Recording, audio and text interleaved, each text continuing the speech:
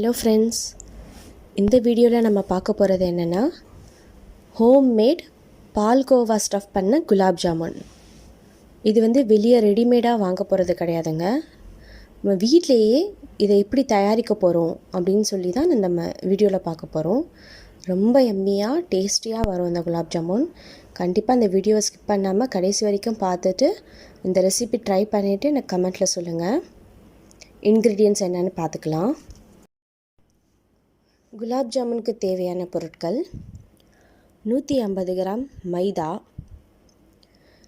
அரை கிலோ இல்லாட்டி 350 கிராம் வந்து சீனி எடுத்துக்கோங்க, 1/4 கிலோ மாவா, சீனி இல்லாத பால்கோவா, இது மாவான்னு சொல்லுவாங்க, இனிப்பே இல்லாமல் பிளெயின் பால்கோவா, இது கடையில் கேட்டால் கிடைக்கும்.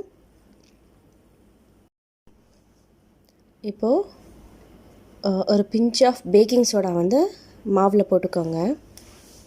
அப்புறம் இந்த மாவாவை வந்து கொஞ்சம் கொஞ்சமாக அப்படி கையால் பிச்சு மாவோட கலந்து விட்டுக்கோங்க. நல்லா மைதாவோட நல்லா மிக்ஸ் பண்ணிடணும். குவான்டிட்டி கரெக்டாக ஞாபகம் வச்சுக்கோங்க, அப்போ தான் நல்லா வரும். 150 கிராம் மைதா அப்படின்னா 250 கிராம் வந்து இந்த மாவாக இருக்கணும். இனிப்பில்லாத பால்கோவா. இதை நல்லா மிக்ஸ் பண்ணி விட்டுட்டு கொஞ்சம் தண்ணி சேர்த்துக்கோங்க.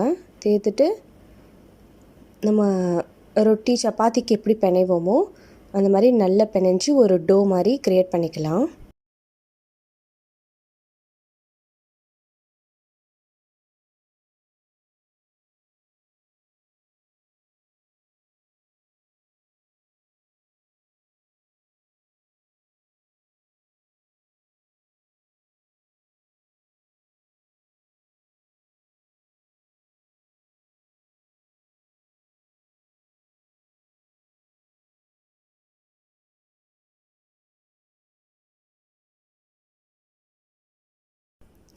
இப்போ இது டோ மாதிரி க்ரியேட் பண்ணதை வந்து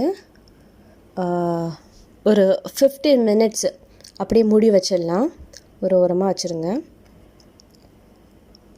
நெக்ஸ்ட் என்னென்னா,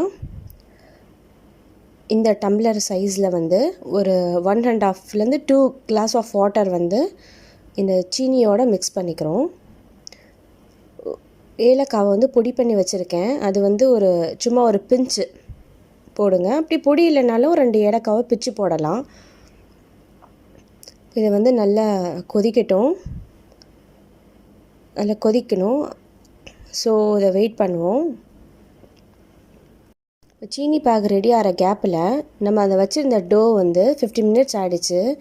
குட்டி குட்டியாக இந்த மாதிரி உருண்டை பிடிச்சி வச்சுக்கலாம்.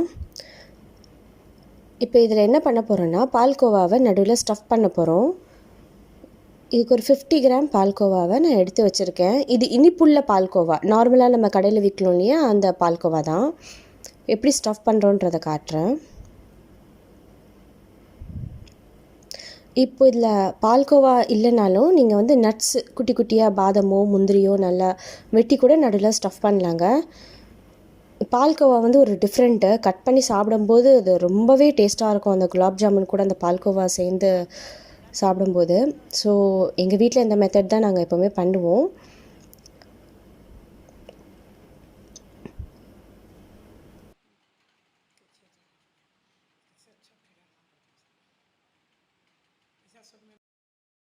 சீனி பாகு ரெடி ஆகிடுச்சான்னு பார்க்கலாம். ரொம்ப தண்ணியாக இல்லாமல் ரொம்ப திக்காக இல்லாமல் கையில் ஒரு பிசு பிசு தன்மை ஒட்டுற மாதிரி பார்த்து நம்ம ஸ்டவ் ஆஃப் பண்ணிடணும்.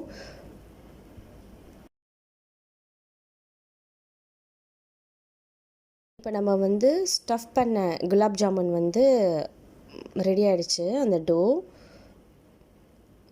இப்போ இதை வந்து நம்ம வந்து பொரிச்சு எடுக்க போகிறோம். எண்ணெய் இல்லாட்டி வனஸ்பதி எடுத்துக்கோங்க, வனஸ்பதி கீ. நம்ம இப்போ ஒரு கடாயில் வந்து நாங்கள் வனஸ்பதி கீ போட்டுட்டு ஹீட் பண்ணிகிட்ருக்கோம், சூடாகட்டும். இப்போ அதை எடுத்து மெதுவாக எண்ணெய் காய்ஞ்சோன்னு அந்த உருண்டைங்களை வந்து போடுங்க. மீடியம் ஃப்ளேமில் வச்சுக்கோங்க, ரொம்ப ஹையில் வச்சிங்கன்னா தீஞ்சிரும். ஓரளவு மீடியம் ஃப்ளேமில் வச்சு நம்ம குக் பண்ணிக்கலாம். பாருங்கள், நல்லா குக் ஆகிட்டு வருது.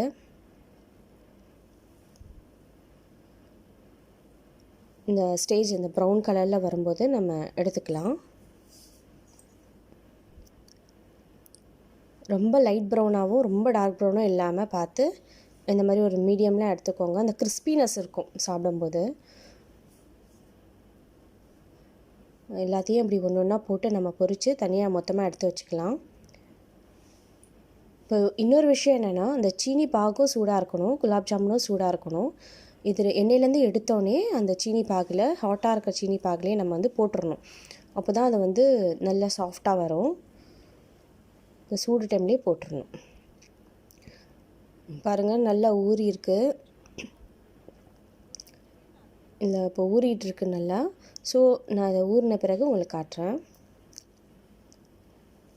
இந்த குலாப் ஜாமுன் நல்லா ஊறி இருக்குது. நான் ஒரு கிண்ணத்தில் எடுத்து நான் உங்களுக்கு காட்டுறேன் பாருங்கள்.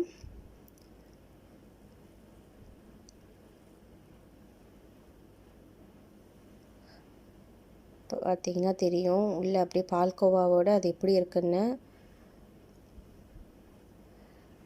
பாருங்கள். உள்ள பால்கோவா வந்து நல்லா ஃபில்லாக இருக்குது.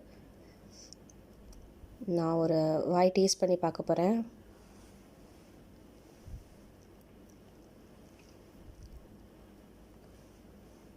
சான்ஸே இல்லைங்க, வேறு லெவல். கண்டிப்பாக ட்ரை பண்ணுங்கள். தேங்க்ஸ் ஃபார் வாட்சிங். நெக்ஸ்ட் டைம் குலாப் ஜாமுன் சாப்பிடணுன்னா வெளியிலேருந்தோ இல்லை மாவு வாங்கிட்டு வந்து வீட்டில் ரெடி பண்ணுறதோ செய்யாதீங்க. இது ரொம்ப சிம்பிளாக 2 இன்க்ரீடியன்ட்ஸ் வச்சு வீட்டில் சட்டுன்னு 5 to 10 minutesல நிறைய செஞ்சு வீட்டில் இருக்கவங்க நிறைய பேர் சாப்பிட்ற அளவுக்கு நம்ம சாப்பிட்றலாம். இது ட்ரை பண்ணுங்கள். லைக் பண்ணுங்கள், ஷேர் பண்ணுங்கள், பெல் பட்டன் பிரஸ் பண்ணுங்கள்.